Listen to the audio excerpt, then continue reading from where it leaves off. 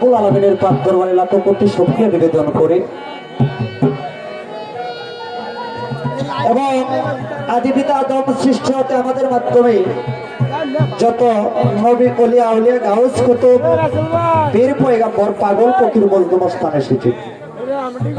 সকলের পাক দরবারে শ্রীমত প্রেম ভক্তি রেখে আমরা আজকে যার মাজারের আঙ্গিনায় উপস্থিত হয়েছি হযরত ইয়াকুব আলী রহমাতুল্লাহ আলাইহি, ওনার পাক মাজারে আমার প্রেম ভক্তি রেখে এবং বর্তমান এই মাজারের গদিনিসীন যিনি আছেন জনাব পীরে কামেল আনোয়ার ফকির সাহেব, ওনার কাছে আমার এক্সট্রা ভাবে সালাম ও শ্রদ্ধা রেখে এবং আরো অনেকে আছেন ইয়াকুব আলী রহমাতুল্লাহ আলাইহির পরিবারবর্গ যারা আছেন আর সেখান জাকিরান মুরিদে তরিকার ভাই বোনেরা, সকলের কাছে আমার স্নেহমত সালাম।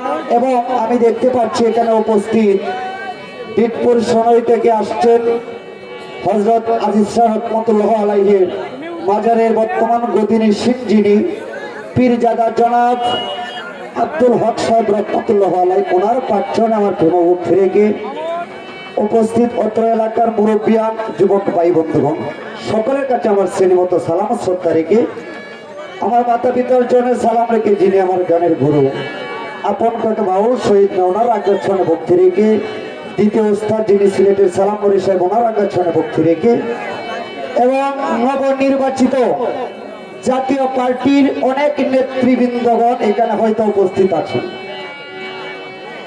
জাতীয়তাবাদী দল বিএনপির অনেক নেতৃবৃন্দ এখানে উপস্থিত, নাম বললে অনেক সময় দরকার।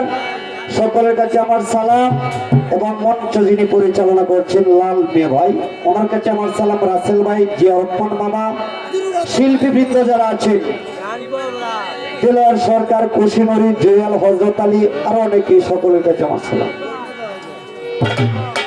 হ্যাঁ, শফিক ভাইয়ের কাছে এক্সট্রা সালাম। বিষয়টা হলো শিল্পীদের অডিয়েন্স হচ্ছে শ্রোতা, শ্রোতারা যদি ভালো পরিবেশ করে দেয় তাহলে শিল্পীরা ভালো কিছু গান করতে পারে। আরেকটা বিষয়, মাজারের সামনে গান, সকলে ওই দিক লক্ষ্য করে নিরাপত্তা পালন করে গান শুনবেন যেন কোনো যায় ঝামেলা না হয় আপনাদের কারণে। ধন্যবাদ।